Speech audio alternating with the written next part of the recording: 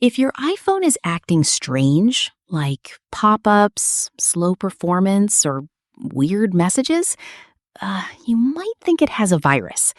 So in this quick tutorial, I'll show you how to find and remove viruses or malware from your iPhone and make it safe again. Let's start. First, go to Settings, then scroll down and tap on Safari.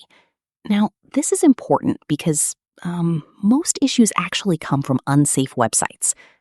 Scroll down and tap Advanced, then open Website Data. Here you'll see all stored data from websites. Now just tap Remove All Website Data.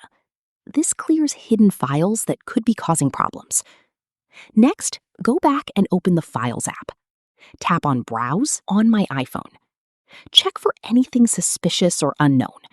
If you're not sure, you can tap Select All, then Delete icon on the top left side to clear everything safely.